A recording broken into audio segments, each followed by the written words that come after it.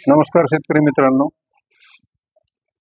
आजच्या या ईसा पारगणीच्या 50व्या एपिसोडमध्ये सर्वात प्रथम मी तुम्हाला आदरणीय वसंतराव नाईकांच्या जयंतीनिमित्त महाराष्ट्रामध्ये आज जो कृषी दिन साजरा होत आहे त्याच्यावर सगळ्यांना शुभेच्छा देतो. आज आपल्याला थोडं कृषी दिनाचं औचित्य साधून सेंद्रिय कृषी दिन आपल्याला असाच साजरा करावा लागेल, कारण त्याच्याशिवाय आपल्याला पर्याय नाही आणि तो भविष्यातला उज्ज्वल शेतीचं शेतकऱ्यांचं विशेषतः जीवनामध्ये स्थित्यंत घडवणारा दिवस ठरेल असा मला विश्वास वाटतो.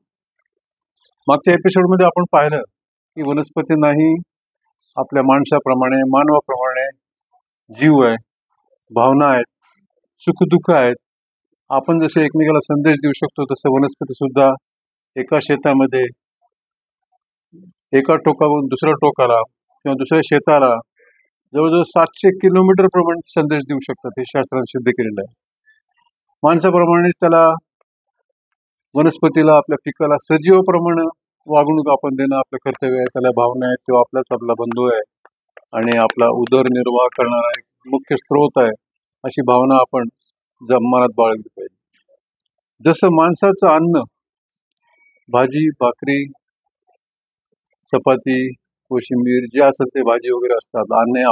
अन्न हे औषध नाही. आणि औषध आपण केव्हा घेतो? जेव्हा आपण आजारी पडतो किंवा समस्या येते तेव्हा. तशीच वागणूक आपल्याला वनस्पतीला बद्दल सुद्धा विचार केला पाहिजे की वनस्पती सजीव आहे ना, मग सजीवाचं अन्न हे ह्युमस आहे, सेंद्रिय कर्ब आहे. सूक्ष्म जेवण त्यांना अन्न पुरवतात, त्यातले ते गांडूळ आहेत ते अन्न पुरवतात, मूलद्रव्य ते अन्न पुरवतात, सूक्ष्म मूलद्रव्य. त्याचा एक विशिष्ट बॅलन्स आहे. त्या प्रमाणामध्ये पिकांना हवं त्या प्रमाणात हे बॅलन्स आपल्याला ते पुरवतात. ते संतुलित आहार ज्याला म्हणतो आपण, संतुलित मूलद्रव्य ते पुरवतात. जसं माणसाचं अन्न मी म्हटल्याप्रमाणे अन्न आहे, तसं त्यांचं अन्न सेंद्रिय कर्ब किंवा नैसर्गिक गांडूळ मायक्रोरायझा ह्युमस विशेषतः आणि कर्ब. खत हे त्यांचं हे नाही, औषध आहे खत हे. की आजारी पडलं तर औषध ठीक आहे, तुम्ही जैविक औषध मारा, दुसरं हे करा, परंतु अन्न हे अन्नावर लक्ष द्यायचं असतं. आणि रासायनिक खते आपण बळजबरीने त्याला टाकतो, बळजबरीने ते शोषून घेतात आणि त्यांचं पूर्ण बॅलन्स बिघडतं, याच्यामधलं जमिनीतलं संतुलन बिघडतं, त्याच्यामुळे नुकसान होत नाही. दुसरं एका मागे म्हटलं होतं मागच्या एपिसोडमध्ये की रासायनिक खतामुळे ह्युमस कधीच तयार होणार नाही आणि ह्युमस हे मुख्य अन्न आहे त्याचं. या एपिसोडमध्ये आपण मागचा जास्त वेळ न घालवता या एपिसोडमध्ये तुम्हाला असं सांगण्याचा प्रयत्न करणार आहे की मुळ्याबद्दल. मुळ्या 2 प्रकारच्या मुळ्या वनस्पतीला, कोणत्याही झाडाला, लहान असो मोठा असो वृक्ष असो पीक असो कोणतेही पीक असो, त्याला 2 प्रकारच्या मुळ्या असतात. नंबर 1 अँकरेज मूळ, अँकरेज रूट्स, जो आधार देतात. मुख्य खोड, त्याचे 2-3 फांद्या, मोठ्या अशा फांद्या बुडापासून आलेल्या, जे ताठ उभं राहायला मदत करतात, ज्याला हलू देत नाहीत, वाऱ्यांना पडू देत नाहीत, आधार देतात, त्याला अँकरेज रूट म्हणतात. आणि दुसऱ्या प्रकारच्या मुळ्या ज्या आहेत त्या फूड हंटर्स आहेत. फूड हंटर्स, अन्नाचा शोध घेणाऱ्या, त्या झाडाला जिवंत राहण्यासाठी काय प्रकारचं, कोणत्या प्रकारचं अन्न आहे हे शोध घेतात ते. मग हे शोध घेणाऱ्या मुळ्यामध्ये त्यांचं कर्तव्य असते की त्यांना पिकाला कोणतं अन्नद्रव्य लागते, मुख्य दुय्यम सूक्ष्म अन्नद्रव्य काय लागते, त्याचं पोषण कशामुळे होते, जेणेकरून ते अन्नद्रव्य दिल्यावर त्याची उंची वाढायला पाहिजे. आणि त्या अन्नद्रव्याच्या आधारातच त्याला पानं लागतात, फुलं लागतात, फांद्या लागतात, फळं लागतात, बोंडं लागतात वगैरे वगैरे. ही मूलद्रव्य हे घेणारे रूट कोणते आहेत? हे जे फूड हंटर्स म्हणजे अन्नाचा शोध घेणाऱ्या मुळ्या आहेत. टर्शरी रूट्स, उपमुळ्या, केशमुळ्या, पांढऱ्या मुळ्या, या फूड हंटर्स या आपल्याला इतक्या सूक्ष्म असतात, खोलवर जातात, पसरत जातात.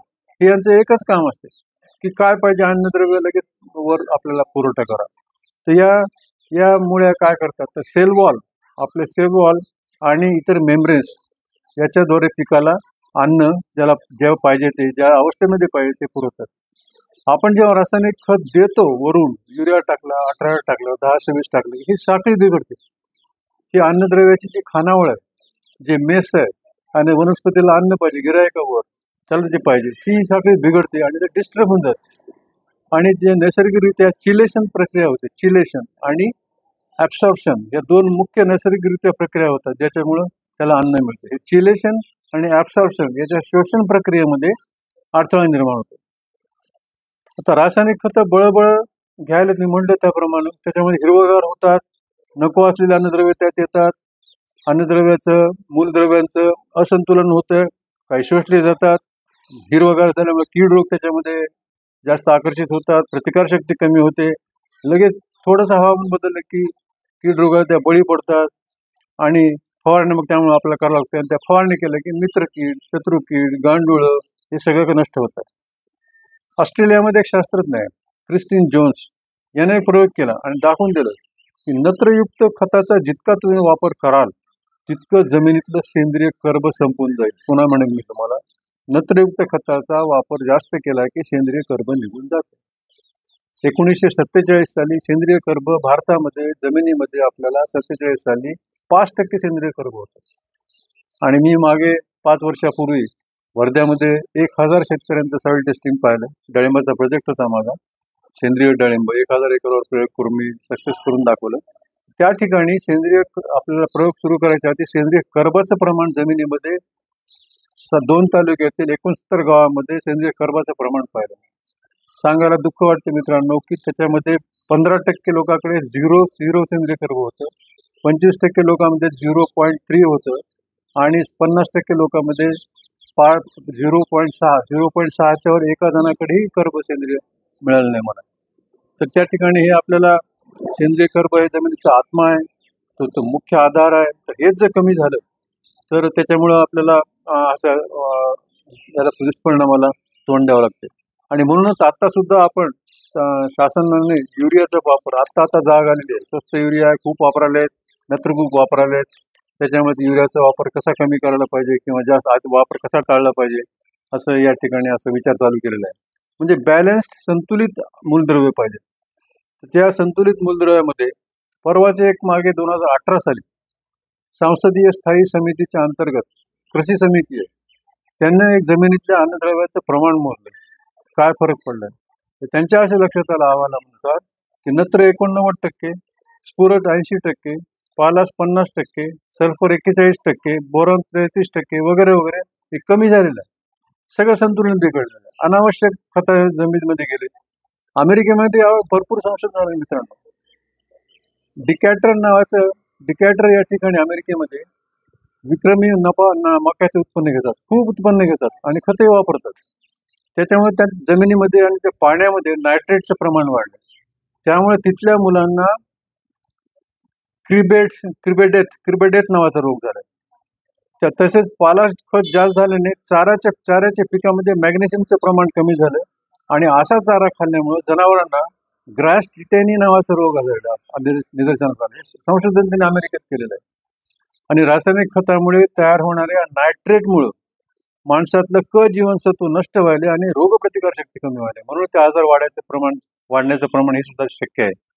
आणि हेच नायट्रेट जर आपल्या जठरामध्ये किंवा पोटात गेलं तर नायट्रेटचं रूपांतर नायट्रोसोमाइन या घातक रसायनामुळे होते आणि त्याच्यामुळे कॅन्सर होण्याची शक्यता खूप दाट असते. आणि नेमकं माझ्या मते तर हेच होत आहे की कॅन्सरचं वाढण्याचं प्रमाण जे आपल्याला पंजाबमध्ये दिसलं की कॅन्सर ट्रेन नावाची सुद्धा त्या ठिकाणी बठिंडापासून आहे, तसं कॅन्सरचं वाढण्याचं प्रमाण म्हणजे आपल्या शेतामध्ये नायट्रोजनचं प्रमाण, नायट्रेटचं प्रमाण पोटात पुन्हा गेलं ते अन्न आपल्याला आणि नायट्रोसोमाइन नावाचं रसायन तयार झालं, त्याच्यामुळे कॅन्सर होण्याचं प्रमाण वाढण्याचं प्रमाण हे प्रमुख कारण असण्यास नाकारता येत नाही. त्याच्यामुळे आपल्याला हे सगळे माझे जे विधान मी करतोय त्याला शास्त्रीय पुरावा आहे, त्याचे रेफरन्सेस आहेत, त्याचा अभ्यास आहे. बऱ्याच जणांनी मला सांगितलं की तुमचे एपिसोड चांगले आहेत वगैरे वगैरे, आणि बरेच जण व्हॉट्सअप करतात. मी सध्या एवढे व्हॉट्सअप आहेत माझ्याकडे, इतके ग्रुप आहेत की मला ते बघणं होत नाही मित्रांनो.